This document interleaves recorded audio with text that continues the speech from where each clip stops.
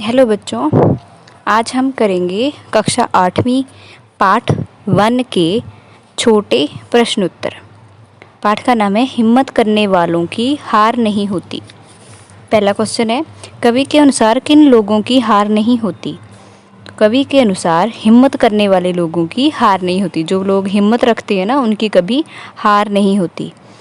दूसरा प्रश्न है, नन्ही चींटी की क्या विशेषता है? नन्ही चींटी जब दाना लेकर चलती है तो बहुत बार फिसलती है, लेकिन हार नहीं मानती। वो दाना उठाती है, बहुत भारी होता है वो दाना उनके लिए, तो छोटी सी चींटी के लिए वो लेकर चलती है, फिर गिरती है, फिसलती है, फिर उठती है, और ऐसे करके वो अपनी मंजिल तक पहुंच जाती है।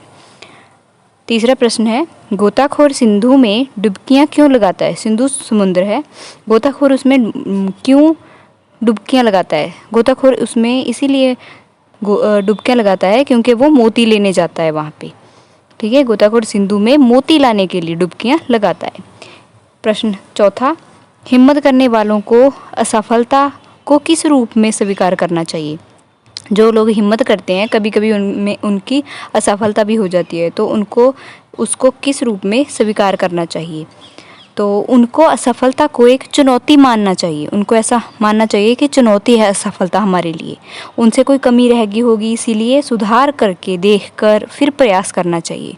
उनको ऐसा करना चाहिए कि हमसे कोई कमी रह गई होगी, तो उनको संघर्ष करना चाहिए, उसमें सुधार करना चाहिए अगर कोई कमी रही हुई है तो, और फिर दोबारा प्रयास करना चाहिए। वो अवश्य ही सफल हो जाएंगे।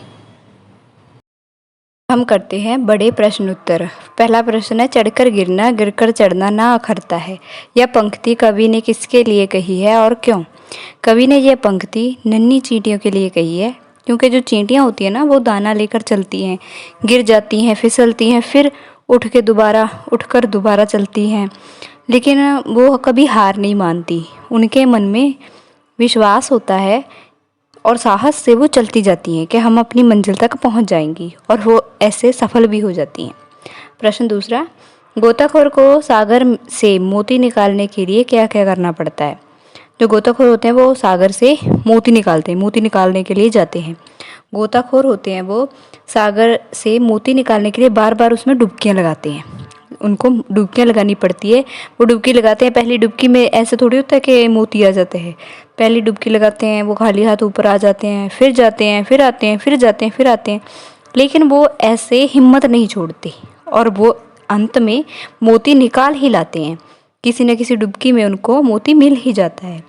अब तीसरा प्रश्न है, इन काव्य पंक्तियों की प्रसंग व्याख्या करनी है। असफलता एक चुनौती है, स्वीकार करो। क्या कमी रह गई देखो और सुधार करो। जब तक ना सफल हो नींद चैन को त्यागो तुम, संघर्ष करो मैदान छोड़ो मत भागो तुम। प्रसंग है इसका, प्रस्तुत पंक्तियां हिंदी की पाठ्यपुस्तक, आपकी हिंदी की पाठ्यपुस्तक है आओ हिंदी सीखें 8वीं में से कविता है जो हिम्मत करने वालों की हार नहीं होती में से ली गई है। और व्याख्या है इसकी, कवि कहता है कि असफलता को एक चुनौती मानकर चलो, चुनौती स्वीकार करो। ठीक है, सोचना चाहिए कि कहीं क्या कमी रह गई थी, हमारे करने में क्या कमी रह गई थी कि हम असफल हो गए, और उस कमी को दूर करो, सुधार करो, उसमें हिम्मत रखनी चाहिए, और नींद चैन त्याग कर संघर्ष से मैदान में आना चाहिए। मैदान छोड़कर भागना नहीं चाहिए, हार नहीं माननी चाहिए, हिम्मत रखनी चाहिए। पर्यायवाची शब्द, लहर, लहर को तरंग भी कहते हैं, हिलोर और विच भी कहते हैं। नैया, नैया क्या होती है? नौका, नाव, किश्ती होती है। कोशिश, प्रयास, कोशिश भी कहते हैं, प्रयत्न भी कहते हैं इसको। सिंधु, सिंधु क्या है? समुद्र है, सागर है, जलद है।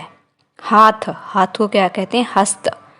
पंजा और कर भी कहते हैं इसको। हिम्मत, हिम्मत मतलब जोश, साहस, हौसला। उसके आगे विपरीत अर्थ वाले शब्द, नन्ही मीन्स छोटी, उसका ऑपोजिट हो गया बड़ी। मेहनत, मेहनत करना, उसका विपरीत हो गया आलस्य। विश्वास, अविश्वास। सफल, असफल। हार, जीत। साहस, कायरता। उसके बाद है संज्ञा शब्द चुनकर निशान लगाना है। संज्ञा जातिवाचक होती है, भाववाचक होती है और वस्तुवाचक। तो पहले में डरकर, दाना और मोती। डरकर जो है भाववाचक संज्ञा है। नेक्स्ट है चींटी, जब, देखो। इसमें चींटी चींटी है जो जातिवाचक संज्ञा है। चढ़ना, हाथ, असफलता। असफलता भाववाचक संज्ञा है। सिंधु, साहस, तुम।